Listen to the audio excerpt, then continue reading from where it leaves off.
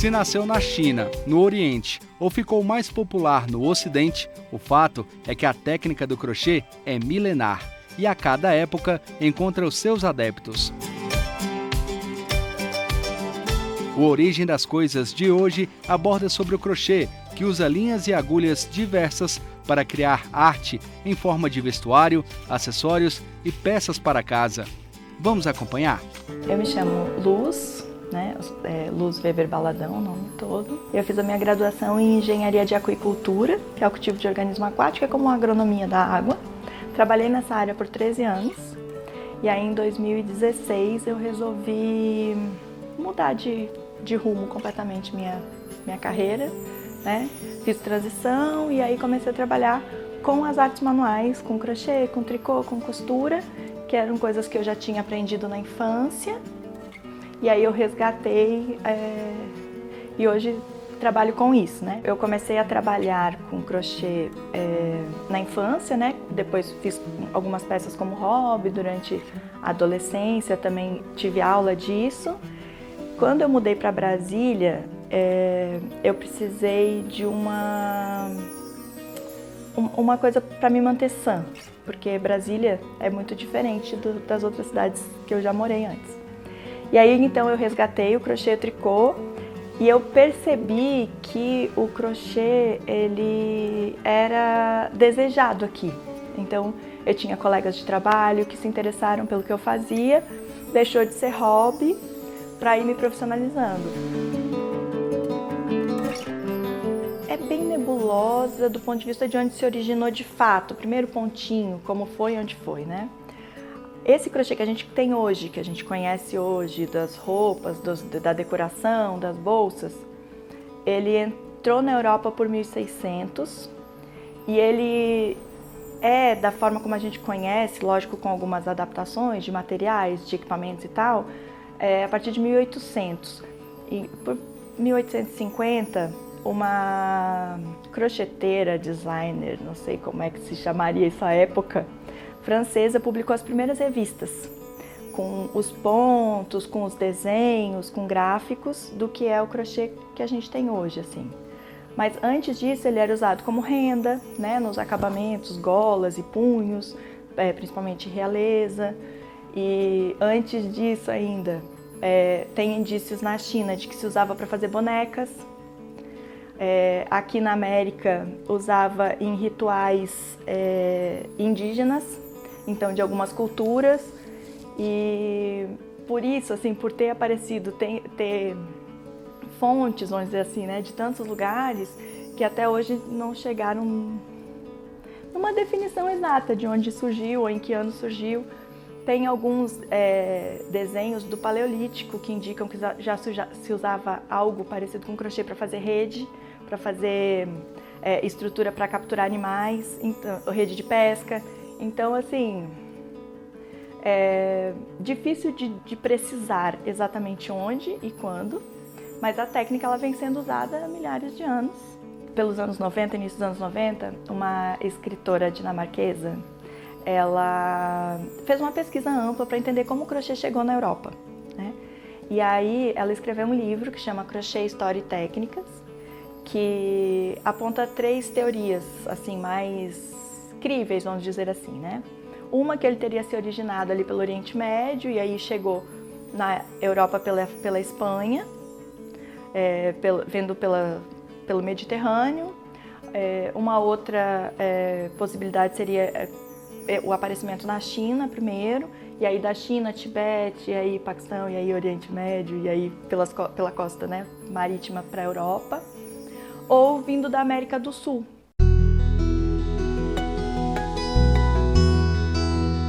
Com relação aos materiais utilizados e por onde, né, a gente já passou e onde a gente chegou com relação a isso, dos relatos mais antigos, as agulhas elas não eram como a gente tem hoje, né?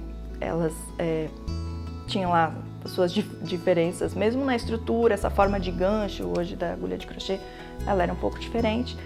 E elas já foram feitas de osso, de dente, de arames e formas, enfim, possíveis, né, de metal. E com relação a fios, né, o que era usado como, a gente tem as fibras naturais, tem relatos de que até cabelo humano e pelos de animais eram usados para fazer crochê, dependendo aí do que se quisesse alcançar como resultado.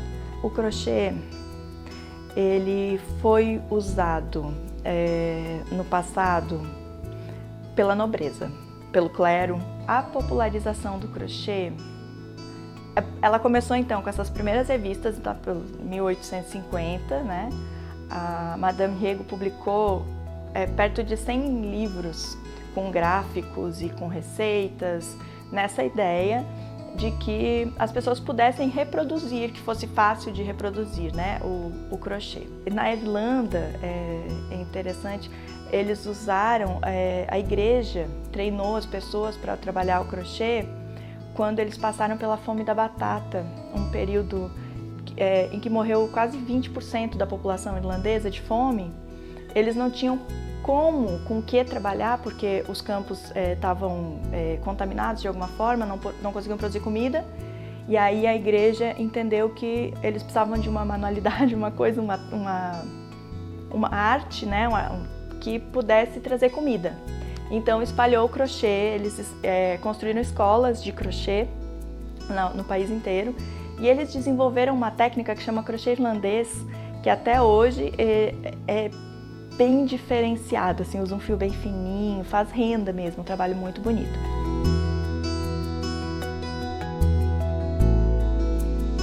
E ele foi recuperado depois do final da Segunda Guerra, como hobby de novo, né? E aí foi voltando aos poucos. Nos anos 60 se fez muito paninho, coisa de casa. Aí nos anos 70, com o movimento hippie, as roupas coloridas, os quadradinhos da vovó. E aí popularizou de novo para o vestuário de uma forma diferente, muito mais moderna, por conta inclusive do colorido, né? Porque antes ele era muito branco, muito clarinho, uma coisa assim mais delicada. E agora, no 2010, a Chanel fez um desfile de crochê. E depois, em 2011, mais algumas marcas trouxeram o crochê para passarela. E aí que é o boom que a gente tem visto do crochê agora, veio das marcas de alta costura. E depois, com a pandemia, muita gente em casa precisando de uma coisa para ocupar a cabeça. E aí acho que foi quando veio o maior boom agora desses últimos tempos, de gente fazendo na pegada do faça você mesmo, né? Meu nome é Priscila Franceschi Azevedo de Oliveira, eu tenho 53 anos e a minha profissão atual é empresária. Sempre tive uma paixão pela moda artesanal. Eu cresci com a minha avó, minhas tias, minha mãe, fazendo peças em crochê. A minha avó, Catarina, ela não só fazia crochê, mas ela fazia tricô, bordado, ela inventava, ela era uma artista. E eu sempre fui apaixonada pelas coisas que ela criava. Ela criava para mim, que eu era uma das netas, para todas as netas, todas as filhas, roupa de cama, decoração, enxoval de todo mundo que casava. Então eu fui crescendo com essa coisa bonita, sabe? E eu fui criando uma paixão, eu sempre gostei disso. E aí eu comecei a criar peças para mim. Nós utilizamos matéria-prima essencialmente brasileira. Nós já fizemos com matéria-prima importada no início, lá em 2005, mas nos últimos 10 anos a gente buscou novos fornecedores dentro do Brasil. Então a gente tem a própria ráfia no Maranhão, nós temos a ráfia da costa no Nordeste brasileiro, nós temos palha, nós temos fios feitos de fábricas brasileiras, com fios de seda, fios sintéticos, fios de algodão, fino, grosso, médio, fios com brilho. Então a gente tem uma imensidão de materiais aqui. Eu faço uma moda local.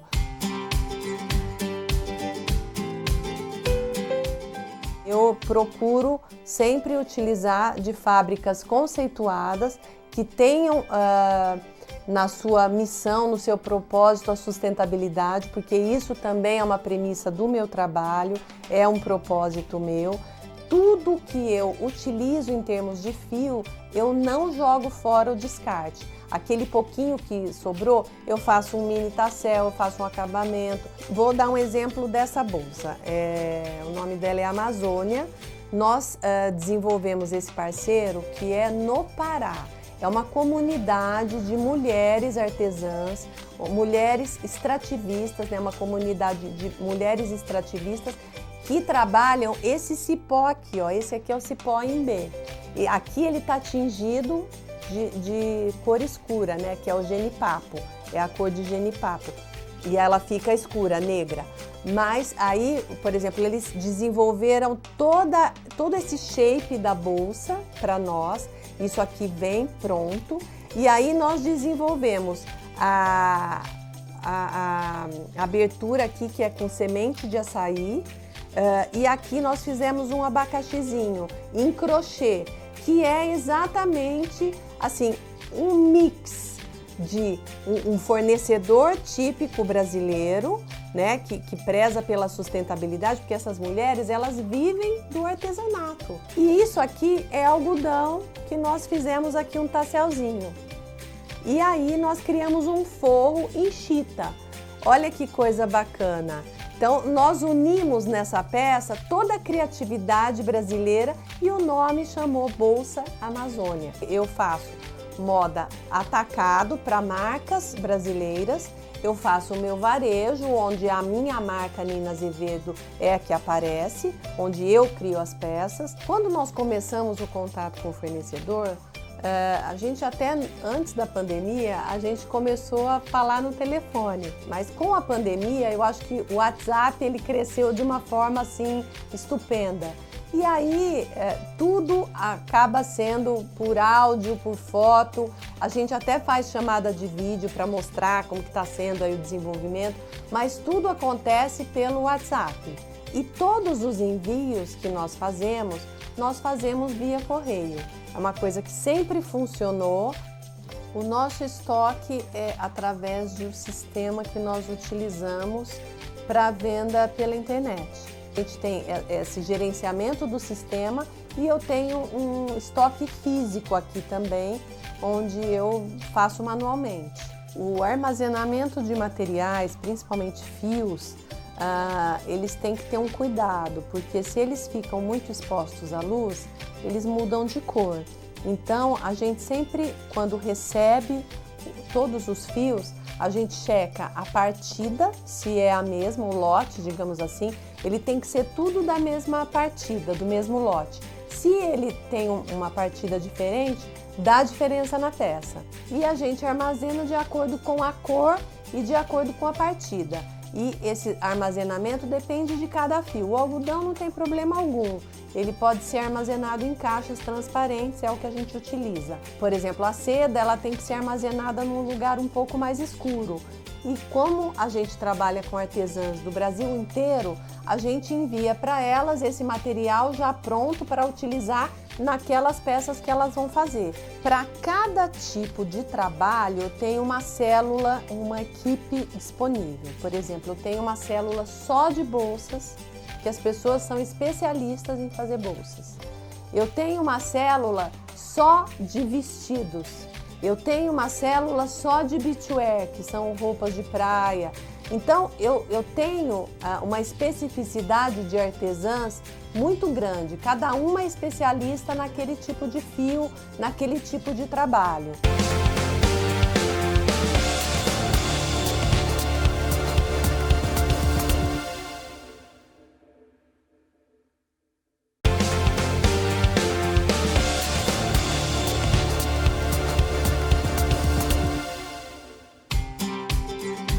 Os critérios para a gente ter novas pessoas na nossa equipe, eles são diversos, mas principalmente eu preciso de experiência.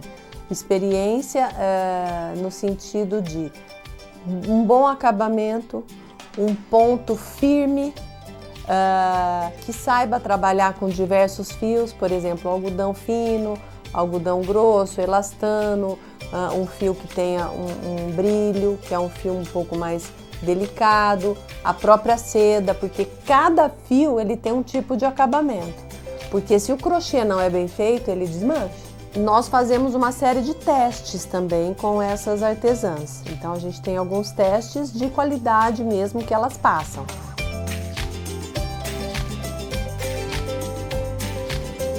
O treinamento ele acontece de duas formas.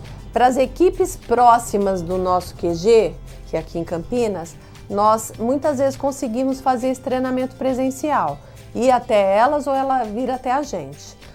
E aí a gente, enfim, explica para ela como que se faz determinado ponto, como que acaba, enfim, a gente dá um treinamento presencial, que é muito bom. Quando isso não é possível, a gente faz um treinamento remoto ou então a gente manda um vídeo da confecção do ponto, ou a gente manda um pedacinho para ela, ela continua aquele ponto. O crochê é uma técnica onde nós trabalhamos com número de agulha, né? O fio correto, o acabamento correto, uma modelagem boa, porque nada mais é do que uma roupa. E ela precisa vestir bem. A modelagem na peça de crochê é um quesito fundamental. E só as crocheteiras com grande experiência têm uma boa modelagem. Nós temos o nosso QG aqui em Campinas, então ele é um showroom para quando as marcas querem conhecer o nosso trabalho. Então a gente tem um pouco de cada peça aqui, peça com brilho, peça grossa, peça fina, peça vestido, bolsa, cinto. A gente tem um pouco de tudo aqui e a gente pode mostrar isso através dos trabalhos que estão expostos para essas marcas que querem nos conhecer. E muitas vezes a gente vai até eles também, mas a gente leva um mix dentro daquilo que o cliente pede. Eu tenho duas piloteiras que fazem sempre a primeira peça. E essas primeiras peças, elas vão garantir a qualidade do restante do trabalho. Quando nós criamos uma peça em crochê, a gente tem que levar em consideração 3 itens. 1, fio. 2, ponto. 3, shape. Então, quando você pensa numa nova peça, eu sempre busco aí umas 10 referências, para que a gente, dessas 10 referências, eleja uma e veja qual ponto a gente vai utilizar, qual ou quais pontos nós vamos utilizar para a confecção dessa peça. E aí a gente parte para a parte 2, que seria a feitura, para ver se aquele fio está dando certo com aquele ponto, se está ficando no jeito que a gente queria, com aquele shape imaginado. Aí a gente dá continuidade ou não para essa peça. E aí a gente passa para as piloteiras desenvolverem essa primeira peça. Muita gente quer aprender crochê, quer fazer crochê, mas poucas têm uma tenacidade, um comprometimento em seguir adiante. Porque o crochê, como qualquer trabalho manual, começou, não deu certo, precisa voltar e desmanchar. Toda peça, quando a gente recebe, a gente faz a higienização dela, a gente faz a prova dessa peça para ver se ela está ok, colocamos uma etiqueta da marca Nina Azevedo e aí nós colocamos a tag, né, que nós temos aqui uma tag de papel semente, e a gente coloca então nesse saco de algodão que a pessoa pode inclusive viajar.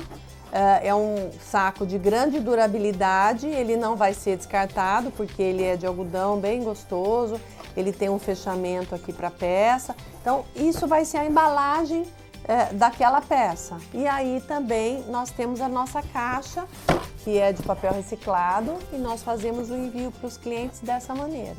Nós fazemos campanha a cada 6 meses, né, na mudança de estação.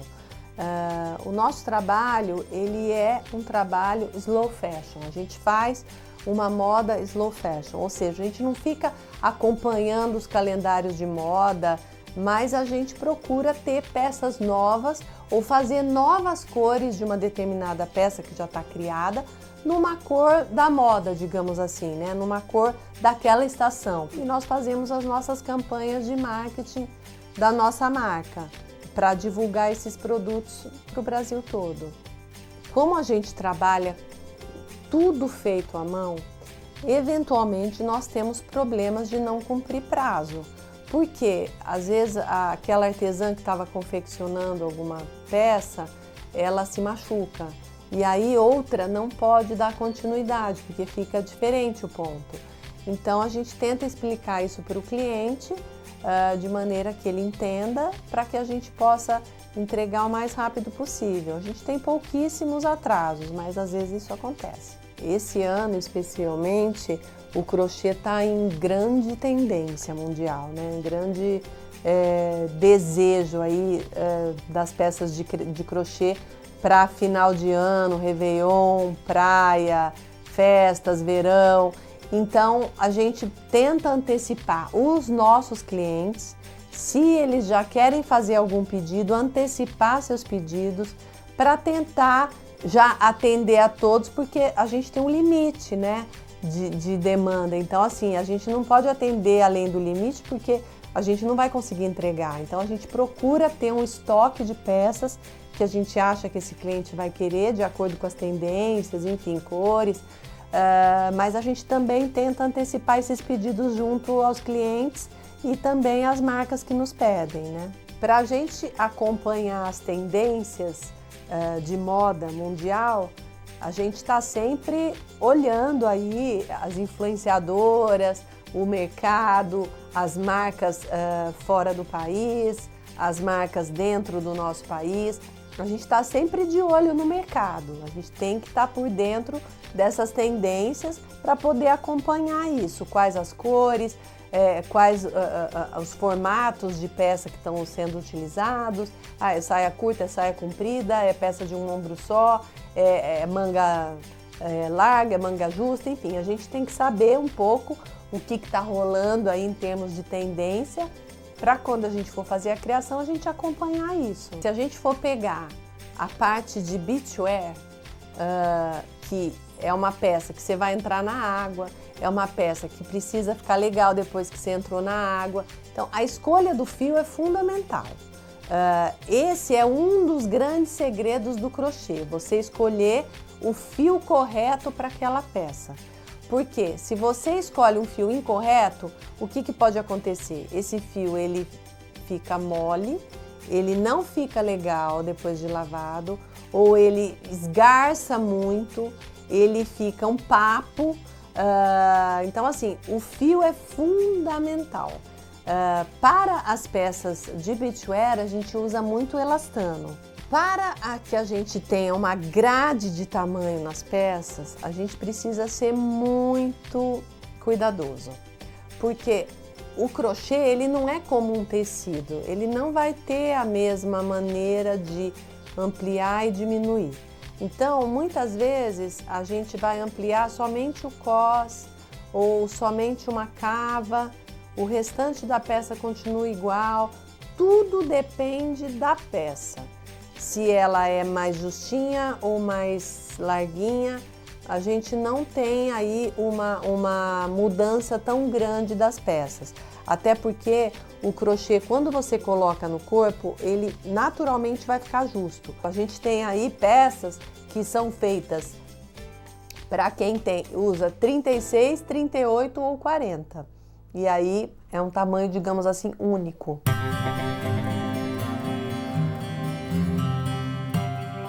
A disponibilidade de fios na época da pandemia foi um problema, porque como muitos dos insumos dessas fábricas vêm da China, houve uma grande escassez de fios durante a pandemia e até um pouco depois da pandemia também. Eu diria que agora tudo está normalizado, mas demorou, porque as fábricas não conseguiam produzir, porque faltava os insumos para essa confecção do fio. Como tinha muita gente em casa, muita gente quis aprender a fazer crochê. E aí também teve muita demanda de fios, de venda de fios. E nós aqui do ateliê tínhamos que comprar no varejo, porque os atacados, as fábricas não tinham para nos abastecer. Então foi um período difícil. Todos os clientes tinham que fazer pedido com bastante antecedência, Eu utilizei todo o meu estoque de fios e ainda faltou. Agora eu diria que está tudo mais normalizado, mas dependendo do fio, você tem que pedir com muita antecedência. As técnicas de crochê, elas dependem basicamente dos tipos de ponto. Existem pontos mais abertos e pontos mais fechados. Eu gosto de trabalhar com diversos tipos de ponto. Eu acho que numa peça a gente pode utilizar até 30 tipos de ponto. E quanto mais pontos a gente coloca numa peça, mais difícil e mais bonita ela pode ficar.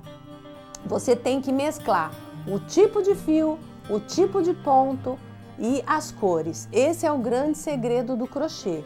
A concorrência nesse mercado é como em qualquer outro mercado. Sempre vai existir aquelas pessoas que entram no seu Instagram ou no seu site e que vão querer copiar suas peças. Isso acontece. E até pegam peças nossas e fazem uma peça igual, dão um curso de como fazer essa peça sem nos pedir autorização. Isso já aconteceu. Inclusive dessa peça que eu estou. Eu acho que cabe o bom senso aí, né? Quer copiar, fazer um curso? Primeiro pede autorização, porque essa blusa foi criada por mim. Então você tem que pedir autorização para o autor para ver se ele concorda com esse tipo de coisa, né? E muitas pessoas também nos procuram querendo aprender a fazer as nossas peças. Mas não é o nosso business, nós não queremos ensinar, nós queremos vender o nosso know-how, digamos assim, né? Então vender a peça pronta. A primeira satisfação que eu encontro é quando eu estou criando a peça. A gente tem uma infinidade de pontos a serem criados. E o maior prazer é unir isso numa peça que fique linda. Essa é uma grande satisfação. É uma paixão que a gente coloca para ser realizada, né? Então a gente põe a mão na massa para que isso fique pronto. É um trabalho difícil, porque para a confecção de uma peça a gente demora, uma primeira peça a gente demora em média 30 dias, né? Entre a concepção dessa peça e a feitura final dela, né? Com acabamento e tudo. Depois, a satisfação maior é quando o cliente compra aquela peça e nos manda mensagens. Ai, que coisa maravilhosa, ai, que casaco lindo, adorei, é como eu imaginava, fiquei linda com essa peça, me senti super especial. Então, assim, o crochê ainda é utilizado para ocasiões especiais, porque realmente ele é de rara beleza, né? Então, a gente tem que utilizar da melhor forma possível. A nossa peça ela tem grande durabilidade, ela vai usar não só numa ocasião, mas em diversas ocasiões e até passar para a filha, para a neta. Isso acontece e isso é uma grande satisfação para nós.